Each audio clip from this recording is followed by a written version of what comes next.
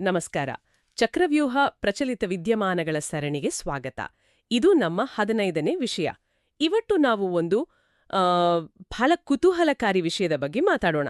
ಭಾರತದ ಚುನಾವಣಾ ಆಯೋಗ ಅಂದ್ರೆ ಇಸಿಐ ದೆಹಲಿಯಲ್ಲಿ ಒಂದು ದೊಡ್ಡ ಅಂತಾರಾಷ್ಟ್ರೀಯ ಸಮ್ಮೇಳನವನ್ನ ಆಯೋಜಿಸುತ್ತದೆ. ಹೌದು. ಮೊದಲ ನೋಟಕ್ಕೆ ಇದೊಂದು ಸಾಮಾನ್ಯ ಸಮ್ಮೇಳನದ ಹಾಗೆ ಕಾಣಬಹುದು. ಆದರೆ ಇದರ ಹಿಂದಿರೋ ಪ್ರಶ್ನೆ ಇದೆಯಲ್ಲ, ಅದು ಇವತ್ತಿನ ಜಗತ್ತಿಗೆ ಅತ್ಯಂತ ಪ್ರಮುಖವಾದದ್ದು. ಏನದು? ಅದೇ ತಂತ್ರಜ್ಞಾನ, ವಿಶೇಷವಾಗಿ ಆರ್ಟಿಫಿಷಿಯಲ್ ಇಂಟೆಲಿಜೆನ್ಸ್ ಅಂದ್ರೆ ಎಐ. ನಮ್ಮ ಪ್ರಜಾಪ್ರಭುತ್ವಕ್ಕೆ ಸ್ನೇಹಿತನ ಅಥವಾ ಶತ್ರುವೆ? ಈ ದೊಡ್ಡ ಪ್ರಶ್ನೆಗೆ ಉತ್ತರ ಹುಡುಕೋಕೆ ಇಡೀ ಜಗತ್ತು ಭಾರತದ ಕಡೆ ನೋಡ್ತಿದೆ. ನಿಜ. ಇವತ್ತಿನ ನಮ್ಮ ಚರ್ಚೆಯ ಉದ್ದೇಶ ಸ್ಪಷ್ಟ. ಈ ಸಮ್ಮೇಳನ ಯಾಕೆ ಇಷ್ಟು ಮುಖ್ಯ, ಇಲ್ಲಿ ಚರ್ಚೆಯಾಗೋ ವಿಷಯಗಳೇನು, ಮತ್ತು ನಮ್ಮ ಯುಪಿಎಸ್ಸಿ, ಕೆಪಿಎಸ್ಸಿ ಆಕಾಂಕ್ಷೆಗಳು ಪರೀಕ್ಷೆ ದೃಷ್ಟಿಯಿಂದ ಯಾವ ಅಂಶಗಳನ್ನ ಗಮನದಲ್ಲಿಟ್ಕೊಳ್ಬೇಕು. ಬನ್ನಿ, ಇದರ ಬಗ್ಗೆ ಆಳವಾಗಿ ಚರ್ಚಿಸೋಣ. ಸರಿ, ಮೊದಲು ಬೇಸಿಕ್ಸಿಂದ ಶುರು ಮಾಡೋಣ. ಈ ಸಮ್ಮೇಳನವನ್ನ ಯಾರು, ಎಲ್ಲಿ, ಯಾವಾಗ ನಡೆಸ್ತಿದ್ದಾರೆ? ಇದರ ಆಯೋಜಕರು ನಮ್ಮ ಭಾರತೀಯ ಚುನಾವಣಾ ಆಯೋಗ ಇಸಿಐ. ದಿನಾಂಕ ಜನವರಿ 21ರಿಂದ 23, 2026. ಸ್ಥಳ ನವದೆಹಲಿಯ ಪ್ರತಿಷ್ಠಿತ ಭಾರತ ಮಂಟಪ. ಓ, ಭಾರತ ಮಂಟಪ G20 ಶೃಂಗಸಭೆ ನಡೆದಿದ್ದ ಜಾಗ ಅಲ್ವಾ? ನಿಖರವಾಗಿ. ಆ ಸ್ಥಳದ ಆಯ್ಕೆಗೆ ಒಂದು ಸಾಂಕೇತಿಕ ಅರ್ಥವಿದೆ. ಹೇಗೆ? G20 ಮೂಲಕ ಭಾರತ ಜಾಗತಿಕ ಆರ್ಥಿಕ ಚರ್ಚೆಗಳ ನೇತೃತ್ವ ವಹಿಸಿತು. ಈಗ ಅದೇ ಜಾಗದಲ್ಲಿ ಪ್ರಜಾಪ್ರಭುತ್ವದ ಭವಿಷ್ಯದ ಬಗ್ಗೆ ಚರ್ಚೆ ನಡೆಸ್ತಿದೆ. ಅಂದ್ರೆ ನಾವು ಆರ್ಥಿಕ ಶಕ್ತಿಯಷ್ಟೇ ಅಲ್ಲ, ಪ್ರಜಾಸತ್ತಾತ್ಮಕ ಮೌಲ್ಯಗಳ ನಾಯಕರೂ ಹೌದು ಅನ್ನೋ ಸಂದೇಶವನ್ನ ಜಗತ್ತಿಗೆ ಸಾರ್ತಿದೆ. ಎಷ್ಟು ದೇಶಗಳು ಭಾಗವಹಿಸ್ತಿವೆ? ಸುಮಾರು 50ಕ್ಕೂ ಹೆಚ್ಚು ದೇಶಗಳ ಚುನಾವಣಾ ನಿರ್ವಹಣಾ ಸಂಸ್ಥೆಗಳು ಅಂದ್ರೆ ಇಎಂಬಿಗಳು ಭಾಗವಹಿಸ್ತಿವೆ. ಇಎಂಬಿ ಅಂದ್ರೆ ಕೇಳುಗರಿಗೆ ಸ್ವಲ್ಪ ಸರಳವಾಗಿ ಹೇಳಿ. ಖಂಡಿತ. ಇಎಂಬಿ ಅಂದ್ರೆ ಎಲೆಕ್ಷನ್ ಮ್ಯಾನೇಜ್ಮೆಂಟ್ ಬಾಡಿ. ಸಿಂಪಲ್ ಆಗಿ ಹೇಳೋದಾದ್ರೆ ಆಯಾ ದೇಶದ ಚುನಾವಣಾ ಆಯೋಗ ಅಂತಾನೆ ಹೇಳ್ಬೋದು. ಭಾರತಕ್ಕೆ ಇಸಿಐ ಇದ್ದ ಹಾಗೆ. ಓ, ಅರ್ಥವಾಯ್ತು. ಸರಿ, ಈ ಸಮ್ಮೇಳನದೊಂದು ಥೀಮ್ ಇದೆ ಅಲ್ಲ, ಒಳಗೊಳ್ಳುವ, ಶಾಂತಿಯುತ ಮತ್ತು ಸುಸ್ಥಿರ ಜಗತ್ತಿಗೆ ಪ್ರಜಾಪ್ರಭುತ್ವ ಅಂತ. ಇದು ಕೇಳೋಕೆ ಬಹಳ ಆದರ್ಶಪ್ರಾಯವಾಗಿದೆ. ಯಾಕೆ ಇಷ್ಟು ವಿಶಾಲವಾದ ವಿಷಯ? ಅದು ಬಹಳ ಚುರುಕಾದ ಪ್ರಶ್ನೆ. ಇದು ಕೇವಲ ಒಂದು ಅಲಂಕಾರಿಕ ವಾಕ್ಯ ಅಲ್ಲ. ಆಕ್ಚುಲಿ ಜಗತ್ತಿನಾದ್ಯಂತ ನಾವು ಪ್ರಜಾಪ್ರಭುತ್ವದ ಹಿನ್ನಡೆಯನ್ನ ನೋಡ್ತಿದ್ದೇವೆ ಅಲ್ವಾ? ಹೌದು. ಇಂಥ ಸಂದರ್ಭದಲ್ಲಿ ಪ್ರಜಾಪ್ರಭುತ್ವ ಅಂದ್ರೆ ಕೇವಲ ಎಲೆಕ್ಷನ್ ನಡೆಸೋದಲ್ಲ, ಅದು ಎಲ್ಲರನ್ನೂ ಒಳಗೊಂಡು ಶಾಂತಿ ಸ್ಥಾಪಿಸಿ ಸುಸ್ಥಿರ ಅಭಿವೃದ್ಧಿಗೆ ದಾರಿ ಮಾಡೋ ಏಕೈಕ ಮಾರ್ಗ ಅನ್ನೋದನ್ನ ಪುನರ್ ಪ್ರತಿಪಾದಿಸೋ ಪ್ರಯತ್ನ ಇದು. GS ಪೇಪರ್ 2ರಲ್ಲಿ ಉತ್ತರ ಬರೆಯುವಾಗ ಈ ದೃಷ್ಟಿಕೋನ ಬಹಳ ಉಪಯುಕ್ತ. ಸರಿ, ಈಗ ಈ ಸಮ್ಮೇಳನದ ಅತ್ಯಂತ ಆಸಕ್ತಿಕರ ಭಾಗಕ್ಕೆ ಬರೋಣ. ಅದೇ ಕೃತಕ ಬುದ್ಧಿಮತ್ತೆ, ಎಐ. ಚುನಾವಣೆಗಳ ವಿಷಯಕ್ಕೆ ಬಂದ್ರೆ ಎಐ ಇಂದ ಬರುವ ಅತಿ ದೊಡ್ಡ ಅಪಾಯ ಯಾವುದು ಅಂತ ನಿಮ್ಗನ್ಸುತ್ತೆ? ನಿಸ್ಸಂದೇಹವಾಗಿ ಅದು ಡೀಪ್ ಫೇಕ್ಗಳು, ನಕಲಿ ವಿಡಿಯೋಗಳು. ಹೌದು, ಎಐ ಬಳಸಿ ಸೃಷ್ಟಿಸುವ ನಕಲಿ ವಿಡಿಯೋ ಅಥವಾ ಆಡಿಯೋಗಳು. ಯೋಚನೆ ಮಾಡಿ, ಎಲೆಕ್ಷನ್ಗೆ ಕೇವಲ 48 ಗಂಟೆಗಳ ಮೊದಲು ಒಬ್ಬ ಪ್ರಮುಖ ಅಭ್ಯರ್ಥಿ ಒಂದು ವಿವಾದಾತ್ಮಕ ಹೇಳಿಕೆ ನೀಡಿದ ಹಾಗೆ ಒಂದು ನಕಲಿ ವಿಡಿಯೋ ವೈರಲ್ ಆಗುತ್ತೆ. ಅಯ್ಯೋ! ಅದು ಸುಳ್ಳು ಅಂತ ಗೊತ್ತಾಗೋದ್ರೊಳಗೆ ಮತದಾನವೇ ಮುಗಿದೋಗಿರುತ್ತೆ. ಇದು ಪ್ರಜಾಪ್ರಭುತ್ವದ ಬೇರುಗಳಿಗೆ ಕುಡಿಲಿಪೆಟ್ಟು ಕೊಟ್ಟಾಗೆ. ಇದರ ಜೊತೆಗೆ ಮಿಸ್ಇನ್ಫಾರ್ಮೇಷನ್ ಅಥವಾ ಸುಳ್ಳು ಸುದ್ದಿಗಳ ಹಾವಳಿಯೂ ಇದೆಯಲ್ಲವೇ? ಹೌದು. ಆದರೆ ಅದನ್ನ ಕೇವಲ ಸುಳ್ಳು ಸುದ್ದಿ ಅಂತ ನೋಡಬಾರ್ದು. ಮೂಲ ದಾಖಲೆಯಲ್ಲಿ ಬಳಸಿದ ಸಂವಹನ ಸಮರ ಅಥವಾ ಕಮ್ಯುನಿಕೇಷನ್ ವಾರ್ಫೇರ್ ಅನ್ನೋ ಪದ ಬಹಳ ಸೂಕ್ತವಾಗಿದೆ. ಸಂವಹನ ಸಮರ ಅಂದ್ರೆ ಇದೊಂದು ವ್ಯವಸ್ಥಿತ ದಾಳಿ. ಸಮಾಜದಲ್ಲಿ ದ್ವೇಷ ಬಿತ್ತೋಕೆ, ಒಂದು ಗುಂಪಿನ ಮನಸ್ಥಿತಿಯನ್ನೇ ಬದಲಾಯಿಸೋಕೆ ನಡೆಸೋ ದಾಳಿ. ಇಲ್ಲಿ ಶಸ್ತ್ರಾಸ್ತ್ರಗಳು, ಪದಗಳು, ಮೀಮುಗಳು, ವಿಡಿಯೋಗಳು, ವಾಟ್ಸ್ಆಪ್, ಫೇಸ್ಬುಕ್ಗಳೇ ಇಲ್ಲಿನ ಯುದ್ಧಭೂಮಿ. ಇದೆಲ್ಲ ಕೇಳಿದ್ರೆ ಎಐ ಒಂದು ದೊಡ್ಡ ಖಳನಾಯಕನ ಹಾಗೆ ಕಾಣಿಸುತ್ತೆ. ಆದ್ರೆ ಇದೇ ಎಐ ಅನ್ನು ಒಳ್ಳೆಯದಕ್ಕೂ ಬಳಸಬಹುದಲ್ಲವೇ? ಖಂಡಿತ. ಅದೇ ತಂತ್ರಜ್ಞಾನದ ವಿಶೇಷತೆ. ಅದು ಕೇವಲ ಒಂದು ಸಾಧನ. ಉದಾಹರಣೆಗೆ ಮತದಾರರ ಪಟ್ಟಿಯ ಶುದ್ಧೀಕರಣ. ಭಾರತದಲ್ಲಿ ಕೋಟ್ಯಾಂತರ ಮತದಾರರಿದ್ದಾರೆ. ಸತ್ತವರ ಹೆಸರು ತೆಗೆಯೋದು, ಒಂದೇ ವ್ಯಕ್ತಿ 2 ಕಡೆ ಹೆಸರು ನೋಂದಾಯಿಸಿದ್ದರೆ ಅದನ್ನ ಪತ್ತೆ ಮಾಡೋದು, ಇದನ್ನೆಲ್ಲ ಮನುಷ್ಯರು ಮಾಡೋದು ಕಷ್ಟ. ಹೌದು, ಅಸಾಧ್ಯವೇ ಸರಿ.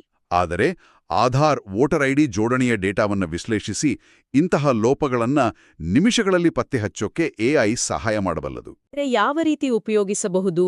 ವೆಬ್ಕಾಸ್ಟಿಂಗ್ ಮೂಲಕ ಸೂಕ್ಷ್ಮ ಮತಗಟ್ಟೆಗಳ ಮೇಲೆ ನಿಗಾ ಇಡಬಹುದು. ಎಲ್ಲಾದರೂ ಅಕ್ರಮಗಳು ನಡೆದರೆ ತಕ್ಷಣ ಪತ್ತೆ ಹಚ್ಚಬಹುದು. ಇದರಿಂದ ಚುನಾವಣೆಯ ಪಾರದರ್ಶಕತೆ ಮತ್ತು ದಕ್ಷತೆ ಎರಡೂ ಹೆಚ್ಚಾಗುತ್ತೆ. ಹಾಗಾದ್ರೆ ಒಳ್ಳೆಯದು ಮತ್ತು ಕೆಟ್ಟದ್ದು ಎರಡೂ ಇರುವಾಗ ಇದಕ್ಕೊಂದು ನಿಯಂತ್ರಣ, ಒಂದು ರೂಲ್ಸ್ ಬೇಡವೇ? ನಿಖರವಾಗಿ ಅದೇ ಈ ಸಮ್ಮೇಳನದ ಪ್ರಮುಖ ಗುರಿ. ಚುನಾವಣೆಗಳಲ್ಲಿ ಎಐ ಬಳಕೆಗೆ ಒಂದು ಅಂತಾರಾಷ್ಟ್ರೀಯ ನೈತಿಕ ಸಂಹಿತೆ ಅಥವಾ ಕೋಡ್ ಆಫ್ ಎಥಿಕ್ಸ್ ರೂಪಿಸೋ ಬಗ್ಗೆ ಗಂಭೀರ ಚರ್ಚೆ ನಡೀತಿದೆ. ಅದರಲ್ಲಿ ಏನೆಲ್ಲ ಇರಬಹುದು? ಯಾವ ಎಐ ಟೂಲ್ಸ್ ಬಳಸ್ಬೋದು, ಯಾವುದನ್ನ ಬಳಸಬಾರ್ದು, ರಾಜಕೀಯ ಪಕ್ಷಗಳು ಡೀಪ್ಫೇಕ್ ಬಳಸಿದ್ರೆ ಏನು ಕ್ರಮ, ಸಾಮಾಜಿಕ ಜಾಲತಾಣ ಕಂಪನಿಗಳ ಜವಾಬ್ದಾರಿ ಏನು, ಈ ಎಲ್ಲ ಪ್ರಶ್ನೆಗಳಿಗೆ ಉತ್ತರ ಕಂಡುಕೊಳ್ಳುವ ಒಂದು ಜಾಗತಿಕ ಒಪ್ಪಂದದ ಅವಶ್ಯಕತೆ ಇದೆ. ಈ ನೈತಿಕ ಸಂಹಿತೆಯ ಮಾತು ಬಂದಾಗ ಇದು ಕೇವಲ ಎಐಗೆ ಮಾತ್ರ ಸೀಮಿತವಾದ ಸವಾಲು ಅಲ್ಲ ಅನಿಸುತ್ತೆ. ಬೇರೆ ಯಾವ ತಾಂತ್ರಿಕ ಸವಾಲುಗಳ ಬಗ್ಗೆ ಚರ್ಚೆಯಾಗ್ತಿದೆ? ಇನ್ನೂ 2 ಮುಖ್ಯ ಸವಾಲುಗಳಿವೆ. ಒಂದು ಡಿಜಿಟಲ್ ಭದ್ರತೆ, ಅಂದ್ರೆ ಸೈಬರ್ ದಾಳಿಯಿಂದ ಚುನಾವಣಾ ಡೇಟಾವನ್ನು ರಕ್ಷಿಸೋದು. ಎರಡನೇದು ತಾಂತ್ರಿಕ ಅಸಮಾನತೆ, ಅಂದ್ರೆ ಭಾರತ, ಅಮೆರಿಕದಂತಹ ದೇಶಗಳು ಬಳಸೋ ಟೆಕ್ನಾಲಜಿ ಆಫ್ರಿಕಾದ ಒಂದು ಸಣ್ಣ ದೇಶಕ್ಕೆ ಲಭ್ಯ ಇರೋದಿಲ್ಲ. ಈ ಅಂತರವನ್ನ ಕಡಿಮೆ ಮಾಡೋದು ಹೇಗೆ ಅನ್ನೋದು ಕೂಡ ಒಂದು ದೊಡ್ಡ ಚರ್ಚೆ. ಈ ಎಲ್ಲಾ ಸವಾಲುಗಳ ಮಧ್ಯೆ ಭಾರತದ ಪಾತ್ರ ಏನು? ನಾವು ಕೇವಲ ಆಯೋಜಕರೇ? ಇಲ್ಲ, ಭಾರತ ಕೇವಲ ಆಯೋಜಕನಲ್ಲ, ಬದಲಾಗಿ ಜಾಗತಿಕ ನಾಯಕನಾಗಿ ಮಾರ್ಗದರ್ಶನ ನೀಡ್ತಿದೆ. ತನ್ನ ಯಶಸ್ವಿ ಮಾದರಿಗಳನ್ನ ಜಗತ್ತಿನೊಂದಿಗೆ ಹಂಚಿಕೊಳ್ಳುತ್ತಿದೆ. ಉದಾಹರಣೆಗೆ ನಮ್ಮ ಇವಿಎಂ ಮತ್ತು ವಿವಿಪಿಎಟಿ ವ್ಯವಸ್ಥೆ. ಹೌದು, ಎಲೆಕ್ಟ್ರಾನಿಕ್ ಮತಯಂತ್ರಗಳ ಬಗ್ಗೆ ಅಂತಾರಾಷ್ಟ್ರೀಯ ಮಟ್ಟದಲ್ಲಿ ಸಾಕಷ್ಟು ಅನುಮಾನಗಳಿವೆ. ಆದರೆ ಭಾರತ ತನ್ನ ಬಹುಹಂತದ ಸುರಕ್ಷತಾ ಕ್ರಮಗಳ ಮೂಲಕ ಇದೊಂದು ಸುರಕ್ಷಿತ ಮಾದರಿ ಅಂತ ಜಗತ್ತಿಗೆ ತೋರಿಸ್ತಿದೆ. ನಮ್ಮ ಎಸ್ವಿಇಪಿ ಕಾರ್ಯಕ್ರಮದ ಬಗ್ಗೆಯೂ ಸಾಕಷ್ಟು ಪ್ರಶಂಸೆ ಇದೆಯಲ್ಲವೇ? ಎಸ್ವಿಇಪಿ ಅಂದ್ರೆ ಏನು? ಎಸ್ವಿಇಪಿ ಅಂದ್ರೆ systematic voters education and electoral participation. ಇದು ಜಗತ್ತಿನ ಅತಿದೊಡ್ಡ ಮತದಾರರ ಜಾಗೃತಿ ಕಾರ್ಯಕ್ರಮ. ಅದರ ಯಶಸ್ಸಿನ ಗುಟ್ಟು ಏನು? ಅದು ಸಮಾಜದ ಪ್ರತಿಯೊಂದು ಸ್ತರವನ್ನೂ ತಲುಪುತ್ತೆ. ಕಾಲೇಜುಗಳಲ್ಲಿ ಕ್ಯಾಂಪಸ್ ಅಂಬಾಸಿಡರ್, ಹಳ್ಳಿಗಳಲ್ಲಿ ಬೀದಿ ನಾಟಕ, ಸೆಲೆಬ್ರಿಟಿಗಳ ಬಳಕೆ, ಹೀಗೆ. ಇದರಿಂದಾಗಿಯೇ ಭಾರತದಲ್ಲಿ ವಿಶೇಷವಾಗಿ ಮಹಿಳೆಯರು ಮತ್ತು ಯುವಜನರ ಮತದಾನದ ಪ್ರಮಾಣ ಗಣನೀಯವಾಗಿ ಹೆಚ್ಚಾಗಿದೆ. ಈ ಚರ್ಚೆ ನಿಜಕ್ಕೂ ಆಳವಾಗಿ ಸಾಗುತ್ತಿದೆ. ನಮ್ಮ ಕೆಪಿಎಸ್ಸಿ, ಯುಪಿಎಸ್ಸಿ ಆಕಾಂಕ್ಷಿಗಳಿಗೆ ಇದೆಲ್ಲ ಬಹಳ ಮುಖ್ಯ. ಈ ಹಿನ್ನೆಲೆಯಲ್ಲಿ ಚುನಾವಣಾ ಆಯೋಗದ ಬಗ್ಗೆ ಕೆಲವು ಮೂಲಭೂತ ವಿಷಯಗಳನ್ನ ನಮ್ಮ ಚಕ್ರವ್ಯೂಹ ಪರೀಕ್ಷಾ ಟಿಪ್ಪಣಿ ವಿಭಾಗದಲ್ಲಿ ಒಮ್ಮೆ ನೋಡೋಣವೇ? ಖಂಡಿತ. ಪ್ರಚಲಿತ ವಿದ್ಯಮಾನದ ಹಿನ್ನೆಲೆಯಲ್ಲಿ ಅದರ ಸ್ಥಿರ ಭಾಗದ ಬಗ್ಗೆ ಪ್ರಶ್ನೆಗಳು ಬರೋದು ಸಾಮಾನ್ಯ. ಮೊದಲನೆಯದಾಗಿ ಇಸಿಐ. ಇದು ಸಂವಿಧಾನದ 324ನೇ ವಿಧಿಯ ಅಡಿಯಲ್ಲಿ ಸ್ಥಾಪನೆಯಾದ ಒಂದು ಸ್ವಾಯತ್ತ ಸಂಸ್ಥೆ, ಸರಿತಾನೇ? ಹೌದು. ಇಲ್ಲಿ ಸ್ವಾಯತ್ತ ಅನ್ನೋ ಪದಕ್ಕೆ ಬಹಳ ಮಹತ್ವವಿದೆ. 324ನೇ ವಿಧಿ ಆಯೋಗಕ್ಕೆ ಸರ್ಕಾರದಿಂದ ಸಂಪೂರ್ಣ ಸ್ವಾತಂತ್ರ್ಯವನ್ನು ನೀಡುತ್ತೆ. ಇದೇ ನಿಷ್ಪಕ್ಷಪಾತ ಚುನಾವಣೆಗಿರುವ ಸಾಂವಿಧಾನಿಕ ಅಡಿಪಾಯ. ಈಗಿನ ಆಯೋಗದ ರಚನೆ, ಇದರಲ್ಲಿ ಒಬ್ರು ಮುಖ್ಯ ಚುನಾವಣಾ ಆಯುಕ್ತರು ಮತ್ತು 2 ಚುನಾವಣಾ ಆಯುಕ್ತರುಗಳಿರ್ತಾರಲ್ವಾ? ಹೌದು. ಪ್ರಸ್ತುತ ಇದೊಂದು ಬಹು ಸದಸ್ಯ ಸಂಸ್ಥೆ. ಆದರೆ 1993ರವರೆಗೂ ಇದು ಕೇವಲ ಒಬ್ಬರೇ ಸದಸ್ಯರಿದ್ದ ಸಂಸ್ಥೆಯಾಗಿತ್ತು. ಆಮೇಲೆ ಬದಲಾಯಿತು. ಪ್ರಿಲಿಮ್ಸ್ಗೆ ಉಪಯುಕ್ತವಾಗುವ ಕೆಲವು ಫ್ಯಾಕ್ಟ್ಸ್. ರಾಷ್ಟ್ರೀಯ ಮತದಾರರ ದಿನ ಜಾನ್ಯುವರಿ 25. ಭಾರತದ ಮೊದಲ ಮುಖ್ಯ ಚುನಾವಣಾ ಆಯುಕ್ತರು ಸುಕುಮಾರ್ ಸೇನ್. ಇಲ್ಲಿ ಸುಕುಮಾರ್ ಸೇನ್ ಅವರ ಬಗ್ಗೆ ಒಂದು ಮಾತು ಹೇಳಲೇಬೇಕು. ಅವರ ಸಾಧನೆ ಕಲ್ಪನೆಗೂ ಮೀರಿದ್ದು. ಆಗಷ್ಟೇ ಸ್ವಾತಂತ್ರ್ಯ ಬಂದಿದೆ, 85% ಜನರಿಗೆ ಓದೋಕೆ ಬರೆಯೋಕೆ ಬರಲ್ಲ.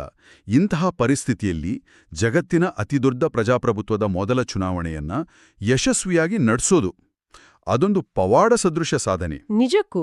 ಮತ್ತೊಂದು ಪ್ರಮುಖ ವಿಷಯ ಅಂದ್ರೆ 61ನೇ ಸಂವಿಧಾನ ತಿದ್ದುಪಡಿ. ಇದು ಮತದಾನನ ವಯಸ್ಸನ್ನ 21ರಿಂದ 18ಕ್ಕೆ ಇಳಿಸಿತು. ಹೌದು, 1988ರಲ್ಲಿ ದೇಶದ ಯುವಜನತೆಯನ್ನ ರಾಜಕೀಯ ಪ್ರಕ್ರಿಯೆಯಲ್ಲಿ ಭಾಗಿಯಾಗುವಂತೆ ಮಾಡಿದ ಒಂದು ಐತಿಹಾಸಿಕ ಹೆಜ್ಜೆ ಅದು. ಸರಿ, ನಾವು ಸಮ್ಮೇಳನದ ಉದ್ದೇಶ, ಎಐನ ಪಾತ್ರ, ಜಾಗತಿಕ ಸವಾಲುಗಳು ಮತ್ತು ಪರೀಕ್ಷೆಗೆ ಬೇಕಾದ ಅಂಶಗಳನ್ನ ಚರ್ಚಿಸಿದ್ದೇವೆ. ಹಾಗಾದ್ರೆ ಈ ಎಲ್ಲದರ ಒಟ್ಟು ಸಾರಾಂಶ ಏನು? ಒಟ್ಟು ಸಾರಾಂಶ ಅಂದ್ರೆ ನಾವು ಒಂದು ಸಂಧಿಕಾಲದಲ್ಲಿದ್ದೇವೆ. ತಂತ್ರಜ್ಞಾನ ಪ್ರಜಾಪ್ರಭುತ್ವವನ್ನ ಬಲಪಡಿಸಲೂಬಹುದು, ನಾಶಪಡಿಸಲೂಬಹುದು. ಈ ಆಯ್ಕೆ ನಮ್ಮ ಕೈಯಲ್ಲಿದೆ. ಅಂತಹ ಸಂದರ್ಭದಲ್ಲಿ ಭಾರತ ಜಗತ್ತಿಗೆ ದಾರಿ ತೋರಿಸ್ತಿದೆ. ನಿಖರವಾಗಿ. ನಮ್ಮ ಸ್ಪರ್ಧಾತ್ಮಕ ಪರೀಕ್ಷೆಗಳ ದೃಷ್ಟಿಯಿಂದ ಹೇಳೋದಾದ್ರೆ ಮುಖ್ಯ ಪರೀಕ್ಷೆಯಲ್ಲಿ ಎಐ ಯುಗದಲ್ಲಿ ಚುನಾವಣಾ ಸಮಗ್ರತೆಯನ್ನ ಕಾಪಾಡಲು ಅಗತ್ಯವಿರುವ ಕ್ರಮಗಳೇನು ಅಂತ ಪ್ರಶ್ನೆ ಬಂದ್ರೆ ನಮ್ಮ ಇಡೀ ಚರ್ಚೆ ಒಂದು ಉತ್ತರ ಕೊಡುತ್ತೆ. ಹೌದು, ಉತ್ತರ ನಮ್ಮ ಚರ್ಚೆಯಲ್ಲೇ ಇದೆ. ಖಂಡಿತ. ತಾಂತ್ರಿಕ ಕ್ರಮಗಳು ಅಂದ್ರೆ ಸೈಬರ್ ಭದ್ರತೆ, ಶಾಸನಾತ್ಮಕ ಕ್ರಮಗಳು ಅಂದ್ರೆ ನೈತಿಕ ಸಂಹಿತೆ, ಮತ್ತು ಸಾಮಾಜಿಕ ಕ್ರಮಗಳು ಅಂದ್ರೆ SVEPನಂತಹ ಜಾಗೃತಿ ಕಾರ್ಯಕ್ರಮಗಳು. ಈ 3 ಆಯಾಮಗಳಲ್ಲಿ ಉತ್ತರ ಬರೆಯಬಹುದು. ಅತ್ಯುತ್ತಮವಾಗಿ ವಿವರಿಸಿದಿರಿ. ಈ ಚರ್ಚೆಯನ್ನ ಮುಗಿಸೋ ಮುನ್ನ ಕೇಳುಗರು ಆಲೋಚಿಸೋಕೆ ಒಂದು ಪ್ರಶ್ನೆ. ಚುನಾವಣೆಗಳಲ್ಲಿ ಎಐ ಬಳಕೆಗಾಗಿ ನೈತಿಕ ಸಂಹಿತೆಯನ್ನ ರೂಪಿಸೋದು ಸರಿ, ಆದ್ರೆ ಈ ತಂತ್ರಜ್ಞಾನವನ್ನ ಅಭಿವೃದ್ಧಿಪಡಿಸೋದು ಗೂಗಲ್, ಮೆಟಾದಂತಹ ಖಾಸಗಿ ಕಂಪನಿಗಳು. ಇದನ್ನ ದುರುಪಯೋಗ ಮಾಡೋರು ಜಗತ್ತಿನ ಯಾವುದೇ ಮೂಲೆಯಿಂದಾನೂ ಮಾಡಬಹುದು. ಇಂತಹ ಪರಿಸ್ಥಿತಿಯಲ್ಲಿ ಒಂದು ಅಂತಾರಾಷ್ಟ್ರೀಯ ಸಂಹಿತೆಯನ್ನ ಪರಿಣಾಮಕಾರಿಯಾಗಿ ಜಾರಿಗೊಳಿಸೋದು ಹೇಗೆ? ಕೇವಲ ಸಂಹಿತೆಯನ್ನ ಮೀರಿದ ಮುಂದಿನ ನಕ್ಕರ ಹೆಜ್ಜೆ ಏನಾಗಿರ್ಬೇಕು? ಇದ್ರ ಬಗ್ಗೆ ಯೋಚಿಸಿ. ಈ ವಿಶ್ಲೇಷಣೆ ನೋಡಿದ್ದಕ್ಕಾಗಿ ತುಂಬಾ ಧನ್ಯವಾದ. ಈ ಮಾಹಿತಿ ಸ್ಪರ್ಧಾತ್ಮಕ ಪರೀಕ್ಷೆಗಳ ತಯಾರಿಗೆ ಖಂಡಿತ ಸಹಾಯ ಮಾಡುತ್ತೆ ಅನ್ಕೋತೀವಿ.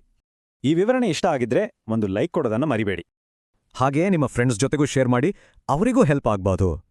ಇದೇ ತರಹದ ಡೈಲಿ ಅಪ್ಡೇಟ್ಸ್ಗಳಿಗಾಗಿ ನಮ್ಮ ಚಾನೆಲ್ಗೆ ಸಬ್ಸ್ಕ್ರೈಬ್ ಮಾಡ್ಕೊಳ್ಳಿ.